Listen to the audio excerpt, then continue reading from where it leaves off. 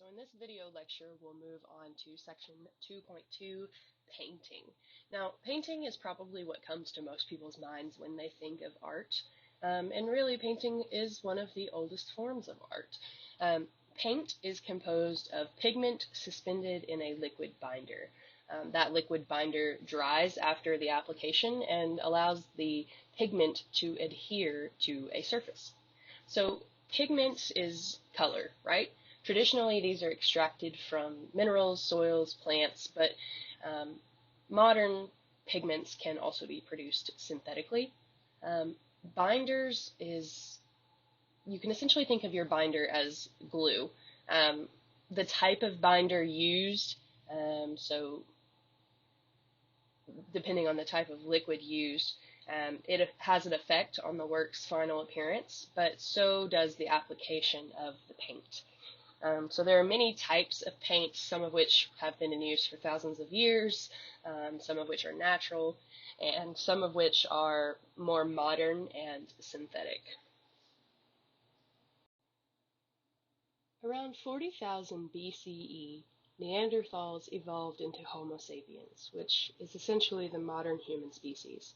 And it was then that they developed the cognitive capabilities to create and recognize symbols and imagery, to interpret and assign meaning to their surroundings, and to create art. So here we're looking at one of the earliest examples of painting as a form of art.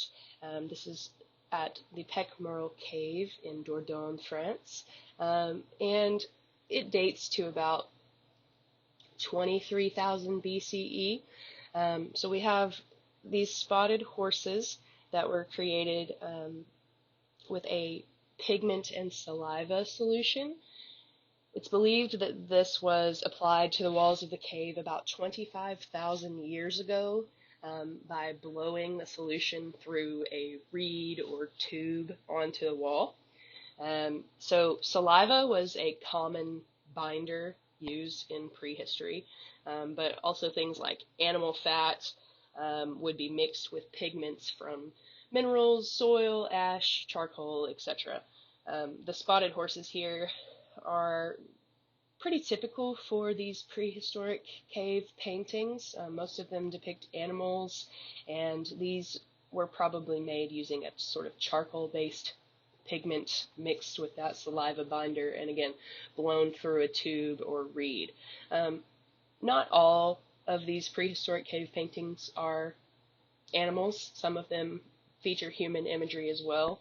In fact, you can sort of see here the outlines of human hands, right? So it's as if the hand was placed against the rock as a sort of stencil, and then the pigment and saliva solution was blown over it to create this kind of negative shape, which scholars have determined that the handprints here at Pecmerle Cave, based on the finger lengths and kind of hand sizes in general, they've determined that both male and female artists were involved here. Now, it is important to keep in mind the horse imagery is a bit older than the hands, so presumably this cave or this site was a location that people returned to over a span of time. So whether the original artist of the horse was female or male, we don't know, but we do know that both men and women would have been involved in such art making.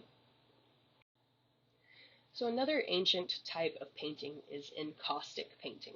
So with encaustic, the pigment is mixed with hot wax as the binder. So typically beeswax, although more modern versions of this might use resin.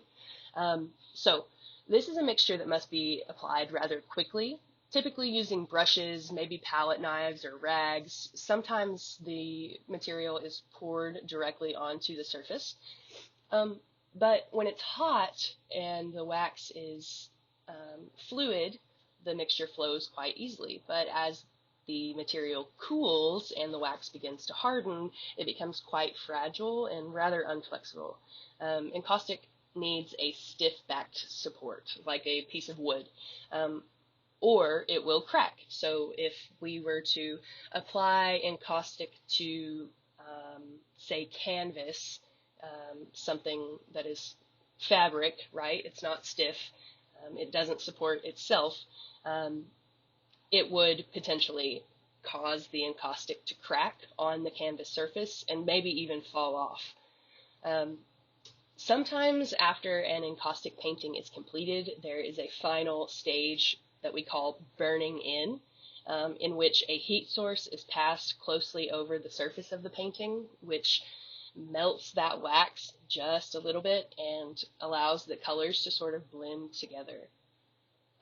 So again, encaustic is one of the oldest painting media. It was used in ancient Greece, Rome, Egypt. The word encaustic actually comes from the Greek word for burning in. So we're looking at an example of encaustic painting. This is what's called a Fayum mummy portrait. We call it that because it was found near the Fayum Oasis, which is about 60 miles south of Cairo in Egypt. These were made, these were made during the Roman occupation of Egypt. So not all of them come from this area, but they sort of reflect the multicultural empire that was the Roman Empire at the time. These were portrait panels that were placed over the faces of mummies. They created sort of a convincing sense of three-dimensionality, using these modeled kind of features, or rather modeling the features with these flowing brushstrokes. The consistency of the wax kind of builds up in layers and creates this very realistic kind of three-dimensional quality or texture. Encaustic is also a relatively transparent medium, so it can be built up in layers, and it allows for this sort of luminosity, a bit of surface texture, and it reflects highlights quite well. And again, with that burning in, you can create this sort of subtle blend of colors. And as you can see, this work, created in about 100 to 150 CE, is a testament to the durability of encaustic. If used correctly on the correct surface and things, it holds up remarkably well. It's really quite permanent. Here's another example. This is an icon of Christ from the St. Catherine Monastery at Mount Sinai. It was made during the 6th century, and again, this is encaustic. So here the artist has shown the sort of dual nature of Christ, both as human and as God, or as a divine being. And so that duality is really shown in the different sides of the face. On the right side, which is our left, we have the heavenly or divine side, whereas the left side of Christ's face, which is our right, is the human side. So one side is sort of idealized, where the other is worn, heavy, the hair is more disheveled, the cheek and the eyes are sort of more sunken in. The heavenly side, his hand sort of gestures in this holy blessing, where the earthly side holds a scripture. So again, you can sort of see the longevity or permanence of encaustic as a painting media. But you can also, I think, get a sense of the need to work quickly with this media, especially if you look kind of at the hands or in the drape of the robe here. You get a sense of these sort of quick brushstrokes or quick applications of the wax, trying to get it onto the surface before it hardens too much. Some contemporary artists continue to use encaustic in their works. One such artist is the American Mary Black, who uses the medium quite exclusively. She takes this sort of experimental approach to encaustic painting, and that can really be seen in her use of the medium through a process of destruction, then creation, which sort of builds up layers of depth with the rather translucent wax and some other added material. For example, in her work here, Natura 9, we can see the evidence of destruction, then creation becoming a sort of visible record of spontaneous reactions that the artist values in her works. The result is a rather visually rich surface of pocked and dripped paint with a very strong sort of physical presence or actual kind of texture. Fresco is a painting technique in which the artist applies paint onto fresh plaster. The word fresco is Italian for fresh, and so pigment is mixed with lime water and then applied to lime plaster surfaces. And that plaster then absorbs the color and the pigment binds to the lime plaster through a sort of chemical reaction. There are two sort of types of fresco painting. One is buon fresco, B-U-O-N fresco. And so here the artist applies that pigment solution to a still wet layer of plaster. And so the wet pigment and painting literally become part of the wall. This is a very durable form of fresco. It leaves brilliant colors. This is often considered true fresco. However, you also have to work rather quickly with buon fresco. The artist can only plaster as much of the wall as can be painted before the plaster dries. So usually only what can be done or completed in a single day. Now we also have fresco secco, or dry fresco. So here the artist moistens the layer of plaster that has already set and then applies the pigment solution. So the plaster absorbs less of the color, less of the pigment, and therefore the painting is less durable and the colors are a bit more dull. Excuse me.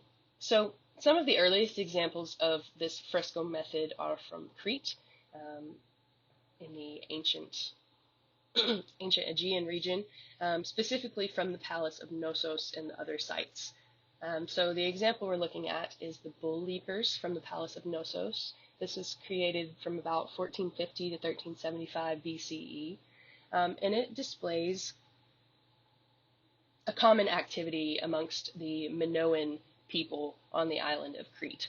So the Minoans were a very athletic people, and much of their art displays activities like bull leaping or boxing or maybe acrobatic scenes, which potentially these were pleasure activities or maybe for sport, ceremony, or ritual.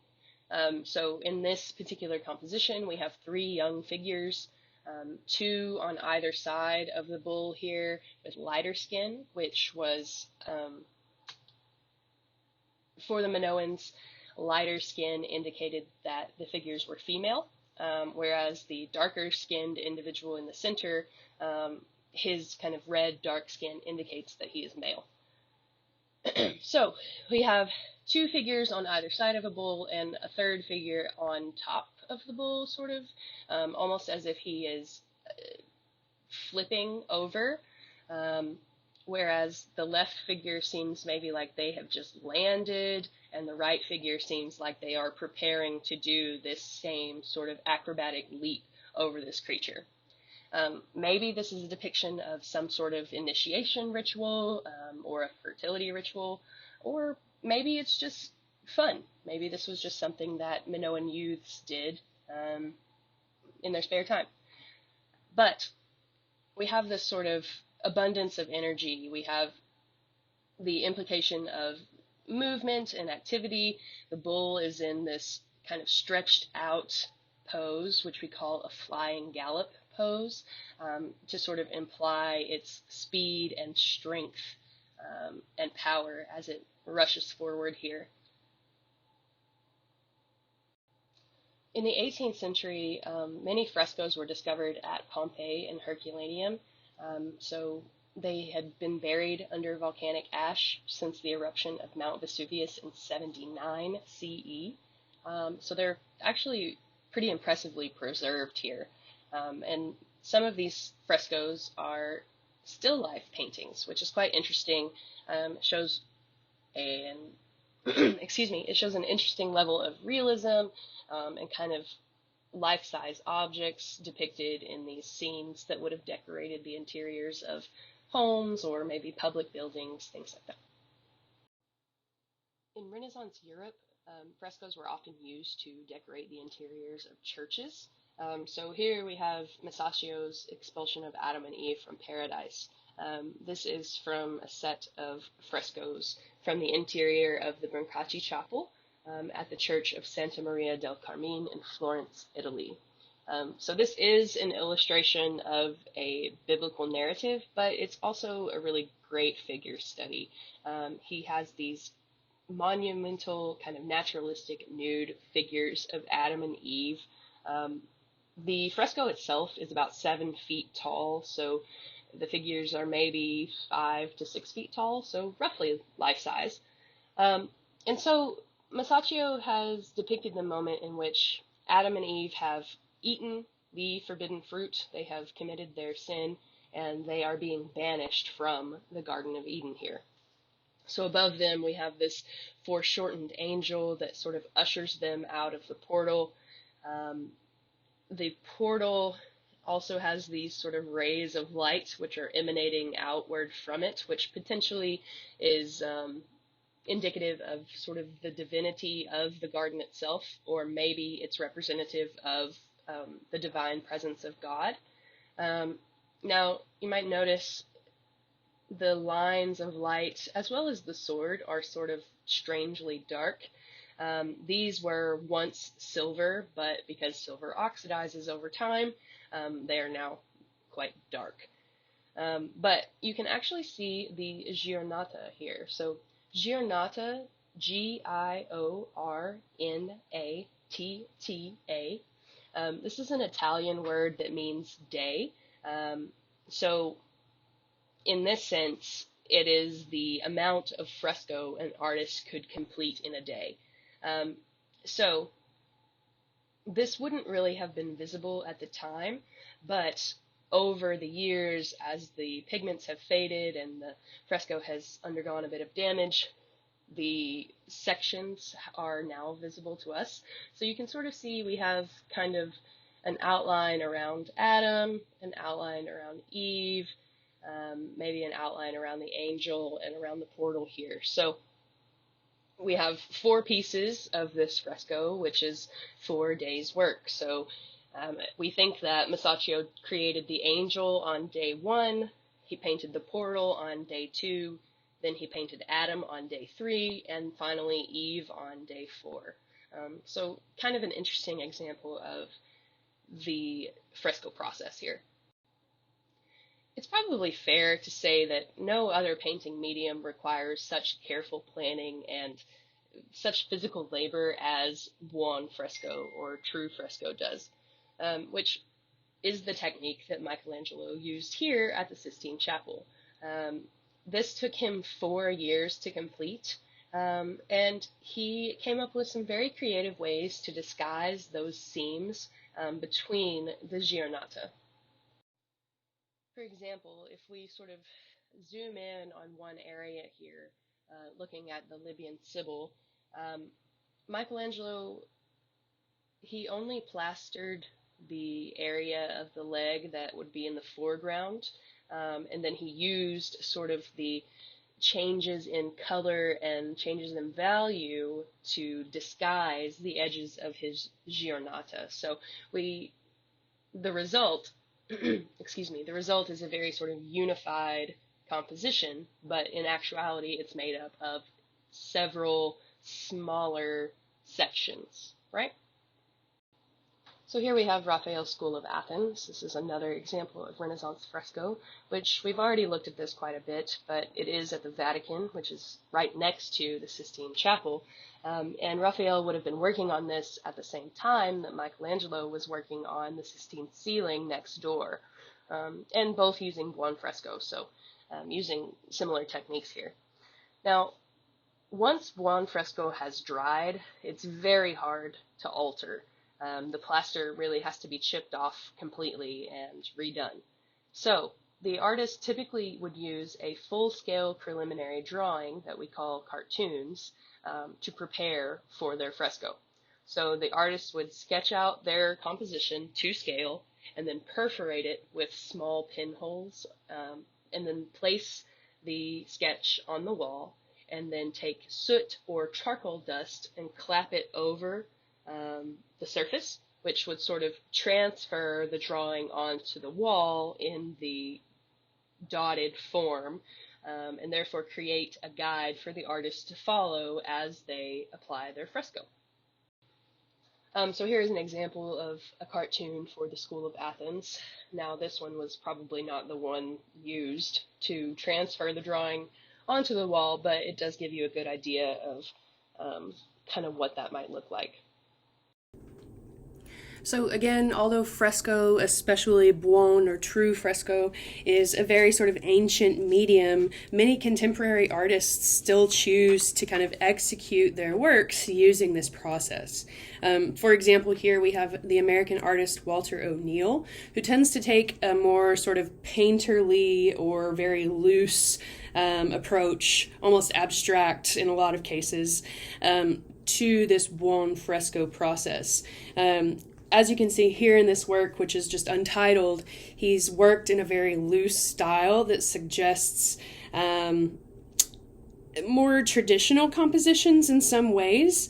Since buon fresco demands that the paint be applied within hours of establishing that lime plaster surface, the artist here has really taken advantage of that trait by using these energetic gestural strokes that have been executed, or at least appear to have been executed quite quickly. O'Neill is definitely a student of traditional kind of Renaissance fresco painting, but he's captured the essence of those ancient techniques and then fused them with a more sort of expressive character that is much more common in modern and contemporary painting. Another traditional painting medium is tempera. So tempera paint is traditionally pigment mixed with egg as the binder. Now, other things can be used, such as fat or milk emulsion, but for the purposes of this class, we'll simply say that tempera is made with egg. Now, this really works best when it's mixed fresh for each painting. Tempera is fast drying and usually applied, excuse me, with these short, quick strokes. It really lends itself to careful details, but tempera paints don't blend very well, so you can sometimes have kind of harsh lines, but they do retain their brilliant colors over a long period of time, so they are relatively durable. Now, some artists prefer egg whites, whereas many prefer egg yolks because the sort of yellow coloring adds a very soft, luminous glow to the tempera paint, which on its own dries in a matte finish. Now, the example we're looking at here is Sandro Botticelli's Primavera from 1482.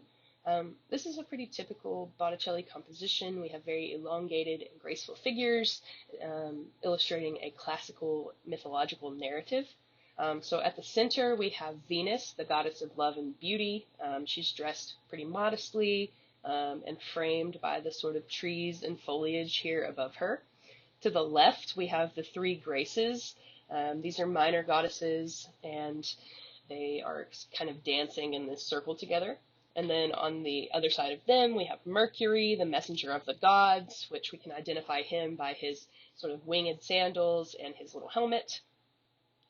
And then we have on the right side Zephyr, the god of wind, who is seen abducting Chloris, who was a wood nymph who was associated with spring.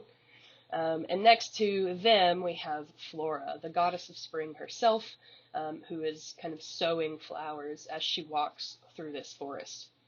And finally, overhead, we have Cupid, or Eros, the god of love, with his bow and arrow. So the full meaning of this composition is a bit ambiguous. We're not really sure why Botticelli created this.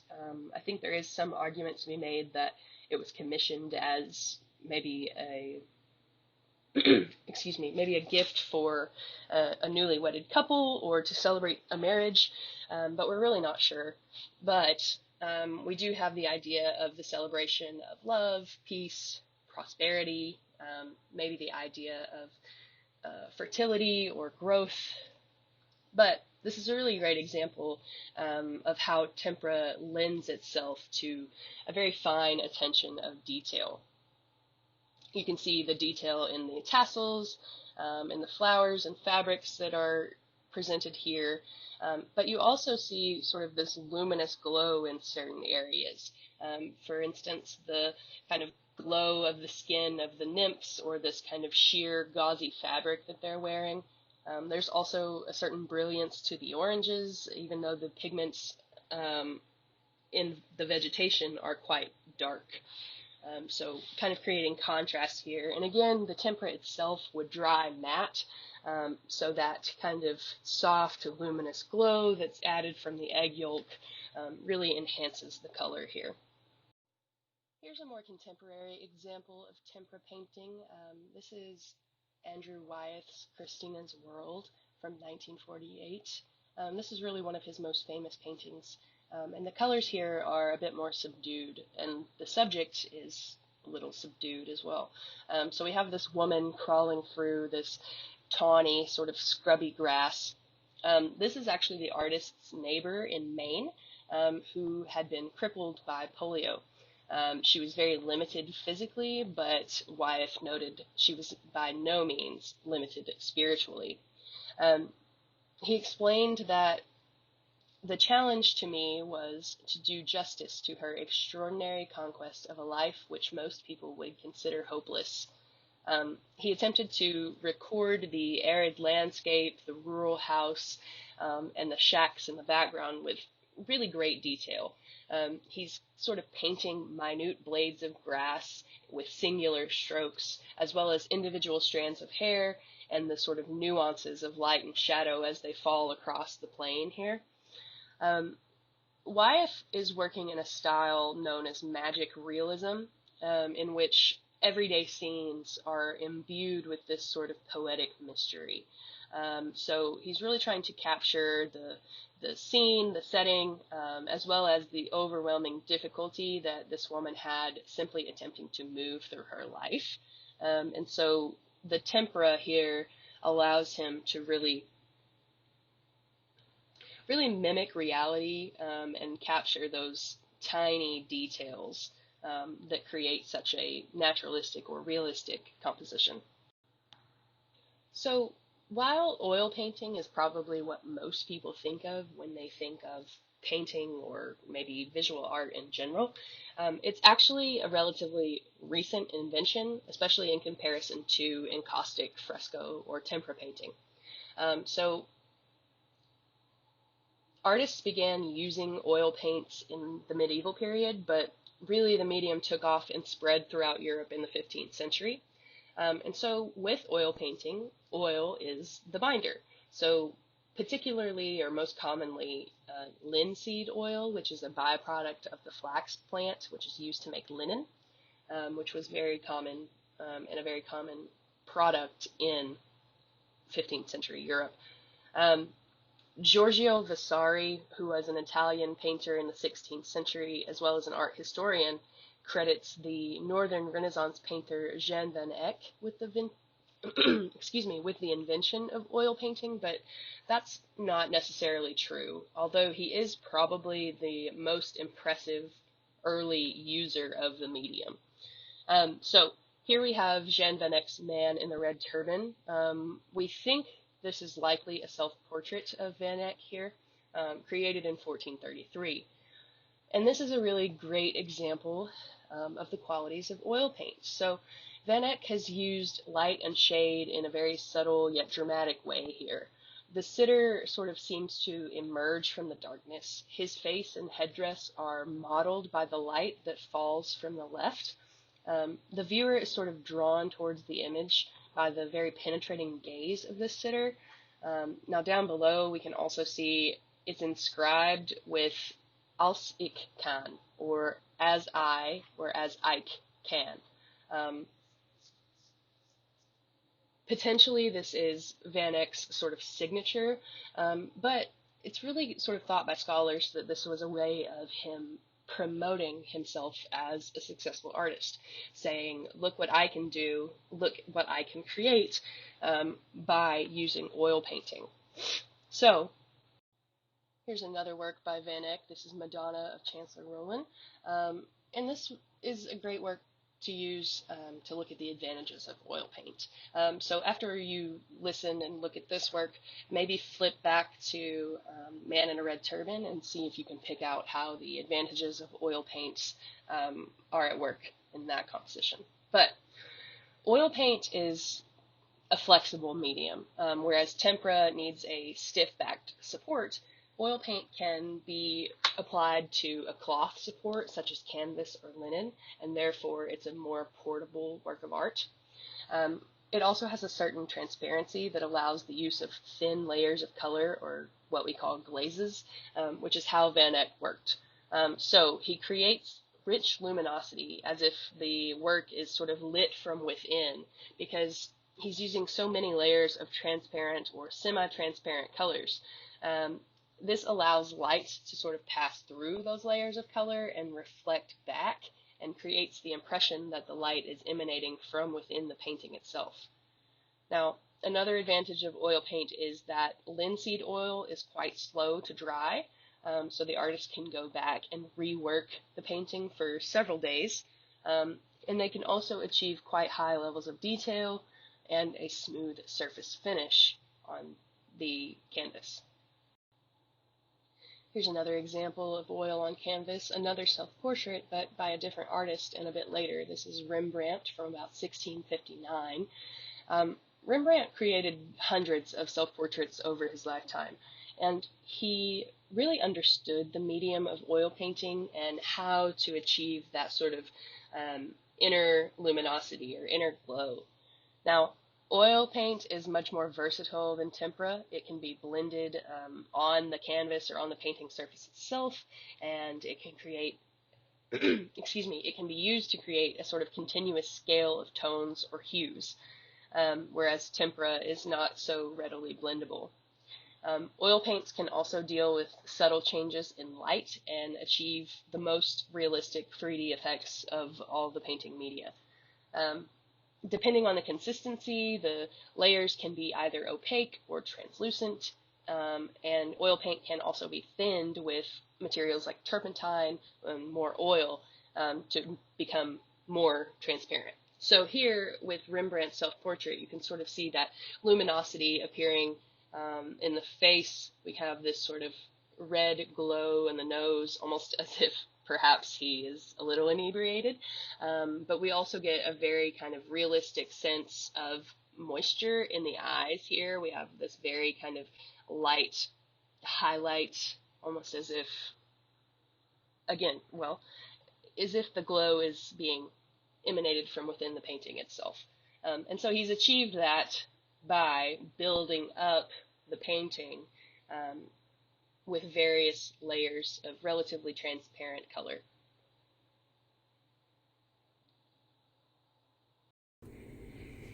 In the 19th century especially, oil paint became quite popular for its expressive application. Artists who wanted to depict energetic scenes really took to this relatively new medium. One particular artist who exploited the energetic quality was Rosa Bonheur. So Bonheur was a French artist, and her father did most of her education by himself.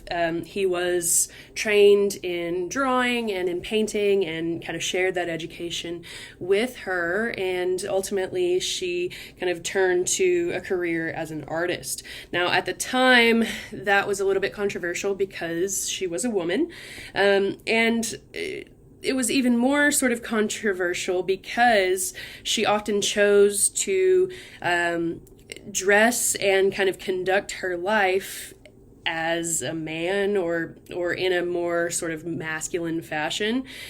She would wear pants, and she would go into places that women were not usually allowed, such as like slaughterhouses or, cattle and horse markets, things like that.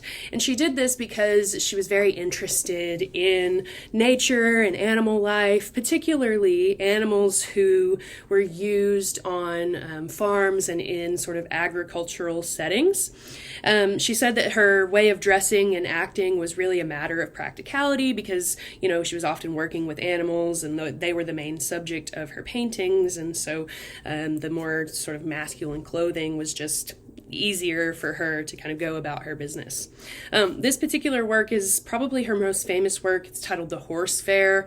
It was sort of inspired by an image or a scene that she saw at a horse market in Paris, but she's also kind of addressing the changing rhythms in order to communicate the biorhythms of the animals as they move sort of in concert with their surroundings. And so the lively scene of horses kind of rearing and trotting and prancing around is really amplified here by the way the artist has kind of applied these loose, vivacious strokes of oil paint here. So while some artists seek to create a very smooth or untextured surface with oil paint, other artists use what's called impasto, I-M-P-A-S-T-O, or a very thick application of oil paint to create a kind of highly textured surface, which the sort of quintessential example here would be Van Gogh, which his thick application of paint really adds to the expressiveness of his works as well. Here's a more modern example, Joan Brown here using an impasto or thickly painted kind of technique to achieve very sort of expressive effects. Because oil paint is thick enough to hold its shape when applied to a surface, it can really sort of pile up, which gives the work a sort of three-dimensional presence in some ways. Here's one more example of a contemporary artist kind of using oil paint to achieve sort of different expressive effects. This artist, Hung Liu, a Chinese-born artist who grew up in communist China before immigrating to the United States, they utilize the different qualities of oil paint to really achieve their own unique style. Hung's images express her own Chinese roots. In this particular work called Internegum, she juxtaposes images and styles. The traditional Chinese style is kind of used here for the idyllic figures in the upper part of the composition, in contrast with the sort of backbreaking reality of life under communist leader Mao Zedong in the lower part. So Hung's work kind of shows this discontinuity between reality and the ideal. It also reflects the meaning of the title. And Interregnum is a period in which normal government is suspended, especially between successive reigns or regimes. So they've used the various kind of characteristics of oil paint here to communicate the reality of their experience, kind of what they remember about growing up in communist China, and then kind of juxtaposing or contrasting that with this ideal lifestyle that was being sort of peddled by those communist leaders, and then allowing the sort of expressive effects of the oil paint to really add another layer of emotion and relatability to the composition, I think. Many artists also use watercolor, either as a preliminary material or in their final works. So watercolor consists of pigments suspended in a water-soluble binder, such as gum arabic or honey, and that binder helps the pigment adhere to the surface of the paper when dry. So watercolor is typically pretty transparent, and it is created, watercolor works are created by building up washes or layers of color. So here we have Andrew Wyeth's Frostbitten of 1962. You can sort of see how he's creating this rough texture through washes of color, and also creating a sense of depth through these sort of subtle changes in the way he's applying the watercolor to the paper. So we can also have gouache, Gouache. Gouache is essentially watercolor, but it has a certain additive, often a sort of white chalk, and that makes it more opaque than watercolor. So here we have Albert Durer's Young Hare. This is watercolor and gouache on paper. So specifically, he's using white gouache for the highlights here, kind of creating the soft texture of the fur. Um, Watercolor and gouache are both commonly used on paper because the fibers of the paper kind of help grab and hold those pigments into place as the liquid or the binder evaporates. And probably one of the most contemporary or modern forms of painting is acrylic painting. So acrylic consists of pigment suspended in an acrylic polymer resin. So this is a synthetic paint. It's only been around since about 1950, but it's quite popular for its versatility and its practicality. Acrylic paints are quite quick to dry. They clean up and thin pretty easily with water. You don't have to use toxic or corrosive materials like turpentine. Similar to oil paints, the binder is transparent, so the colors really maintain a high degree of intensity. And when dry, acrylics have similar characteristics to oil paints, or it can be sort of applied in a way to mimic the softer effects of watercolor. It just depends on how the artist chooses to apply the paint, or if they choose to thin it with water, things like that. With acrylics, the artist can really achieve crisp edges, as well as this sort of flat quality, and the surface texture of acrylic means that it can be drawn on top of, so it's great to combine with other artistic materials. But if you apply acrylic too thickly, it will crack, sometimes flake off the surface. So here we're looking at Roger Shimomura's Untitled from 1984. This is a excuse me, this is an acrylic painting with a very sort of graphic novel or comic book quality about it. The artist is using very clean edges and the flat quality of acrylic paint, which lends itself very nicely to this sort of thing. We've got quite hard-edged outlines and solid spanses of colors, which the fact that acrylic dries so quickly really allows artists to place colors next to each other without the worry of them bleeding together, which is not necessarily the case for other types of paint that we've looked at so far. Here's another example. This is David Hockney's Portrait of an Artist, or Pool with Two Figures, from 1972. Hockney is one of the most well-known artists for working exclusively with acrylic paints. And so again, you can see those very clean lines, kind of that flat quality to the surface, but we also have this softer sort of blending as well, almost mimicking watercolor here perhaps. Really sort of a graphic minimalist approach to his paintings.